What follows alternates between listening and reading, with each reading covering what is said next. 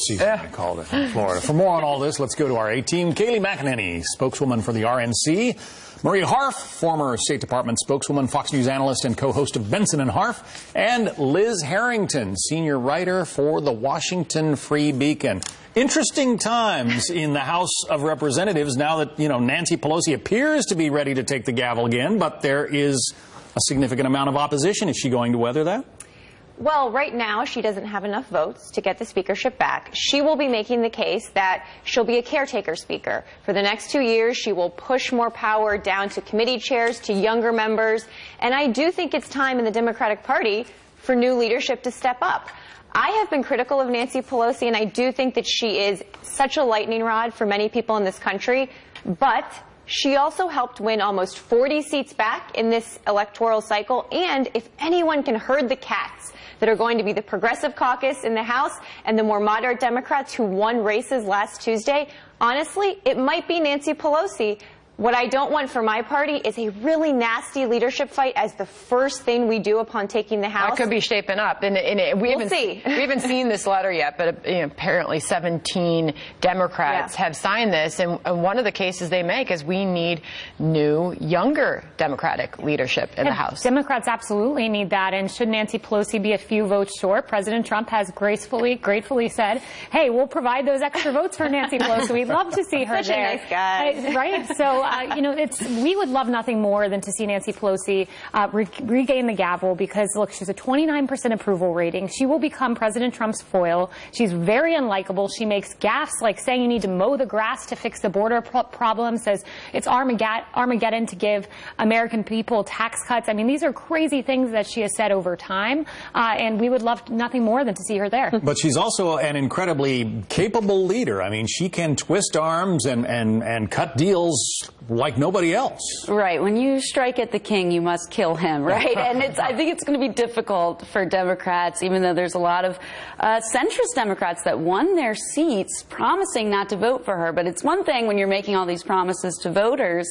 It's another thing when you get in there and all the arm twisting begins. So I think Pelosi, she does have a challenge up against her, but she's a very strong leader, and she's really a good fundraiser, too. So there's a lot of time before the vote comes up. So speaking of broken promises, newly elected Arizona Democrat Senator Kyrsten Sinema, broken promise. She said that shortly before, I believe it was the day before she was elected, that she would not support Chuck Schumer. And then she has. And here she is saying, she says this, it's time for a new approach on both sides of the aisle.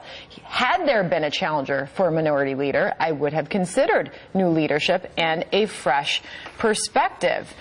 She said she wouldn't support him if elected, and then there were no challengers. You can't vote for nothing against someone that's actually running. And I actually think the Schumer vote was a voice vote, so I'm not actually entirely clear what Kyrsten Sinema did. But it is interesting that Chuck Schumer was elected back to this position. There wasn't any opposition. And I think my party does have a problem writ large about new leadership. The Republicans in the House are very smart. They have term limits for committee chairmanships. That means young leaders get to come into positions of power. They get to show that they're in charge. But I will also say, every Republican this cycle ran an ad saying, if my opponent wins, Nancy Pelosi will be Speaker. And you know what? Almost 40 of those Republicans lost. So I do think she's unpopular, but I also think we shouldn't overplay that because you know what? Democrats took the House by a ton of seats, and every one of those races, Nancy Pelosi was a factor, and a lot of them went for the Democrats. Kayleigh, are you as eager to see Chuck Schumer retain his leadership of the Democrats in the Senate as you are to see Nancy Pelosi in the House? I'm not as eager. I will say that about Chuck Schumer.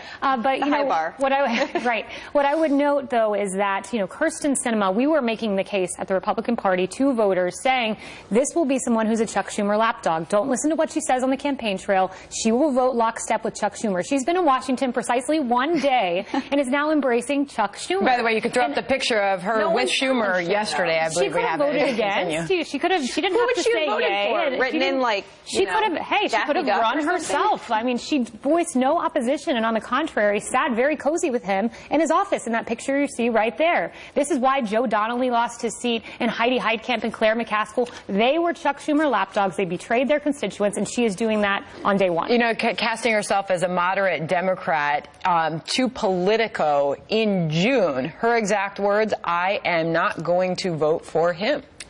There was a very fast reversal, exactly. One day and you're already breaking your promises. And that's the problem Democrats, I think, are going to have when they're trying to hold on to this House majority as well. When you have all these candidates running to the center and moderate, and then you end up just falling right in line. I mean, how are all these House Democrats, new and freshmen, going to vote? With their first vote they have to make, they're going to break a promise and vote for Pelosi. You have no idea if that's true. I think actually a lot of them it puts them in a very untenable position. Or not. They'll vote against her. No, but I'm just saying that when you have to win all these seats in close districts that are very moderate, and then you just get back in the Senate and you're obstructionist. So what is you're just another Manchin. I actually think that Nancy Pelosi will get a serious challenge. And look, Tim Ryan ran last time and he got dozens of votes. So a lot of these didn't work out very well. A lot of these new members will probably not break their promise. And I actually think a lot of them, especially the moderates, are much more independent than many of our freshman classes in the past have been. And the big question is, will the new Democratic-controlled House, will they work with Republicans? Will they work with the president on anything? We spoke to Senator John Barrasso from Wyoming last hour, and speaking of Nancy Pelosi, he had this to say. If Nancy Pelosi and the Democrats in the House want to basically spend all their time investigating and subpoenaing the administration in an effort to slow it down, they're not going to get cooperation from any of us. I don't know how they're going to make their decisions over there. I know I'm willing to work with people on either side of the aisle as long as it's in the best interest of the American people. And Kaylee, I know you just wrote a piece on FoxNews.com on bipartisanship. Yeah, it's absolutely possible. And we saw it not once yesterday, but twice. And I argued in my piece that Jared Kushner and Ivanka Trump in particular have put this administration in the best position to achieve bipartisan reform under the leadership of President Trump. The prison reform that was passed in the House, which will proceed through the Senate, it was the work of Jared Kushner. President Trump signed on to his credit. The Bipartisan Build Act was passed yesterday. That was Ivanka Trump's baby, and basically it changes the way we give aid to developing countries. She's also heralded paid family leave. It's something Democrats have wanted for a long time. It's been in 2 of President Trump's budgets, and there are more. The high cost of prescription drugs. President Trump is a bipartisan president. If, in fact, Nancy Pelosi just comes one step towards us, we can get a lot done. Well, on criminal justice reform, the question will be whether the Republicans in the Senate can get their act together, because I completely support this bill. I applaud President Trump for his strong stance supporting it yesterday. We have bipartisan senators and congressmen who are supporting this. The question is, Mitch McConnell won't even commit to bringing it up for a vote. You have people like Tom Cotton going all in against this bill. Cory Booker hasn't announced his support. He's saying he wants criminal justice reform is one of those issues, Kaylee, I totally agree, where there's bipartisan support. This should be able to Then where's pass. Cory Booker? Where's Cory Booker's not in the majority. Mitch McConnell's the one who can bring that bill to the floor, and he will not commit to do that. He wants to have the votes. Once he has the votes, he will bring it. And they really shouldn't stop at criminal justice reform, but I'm not very optimistic that they will, because here we have a president, it's always been amazing to me, who really is not ideologically tethered to anything. He says his ideology is common sense. And so you have a great opportunity for Democrats, if they actually got in the room, to talk to him, to try to persuade him. And yet they've been in a fantasy world trying to prove he's a Kremlin agent for 2 years. Marie, you seem to agree on that point. The problem, though, that's what they're going to be doing in the House. They're going to be going after the tax for the last 2 years have been in the majority, and they haven't. Now that they are in the House, they have much more power. They're not going to go for his tax returns. They're not going to try to prove all this nonsense. Democrats on the House can walk and chew gum at the same time. I'm convinced they can come up with proactive policies. And Trump's not going to want to play ball when they do that. And the Democrats now have some power. They were in the minority for the last 2 years. The ball was not in their court. Now it is in the House. The ball was in their court over DACA. They're not in the majority. You can't, statistically, you had Democrats in there in the Senate. They had the meeting and they torpedoed it. What this comes down to is Democrats have a choice here. Are they going to deprive the American people of wins that are good for the American people, like paid family leave, simply because they do not want to give President Trump a victory? That's a sad state of affairs. I hope that's not where we're at. I hope they can still work for the American people. We are going to have to wrap it up for now. That is an A team. Yeah. Thank you very much.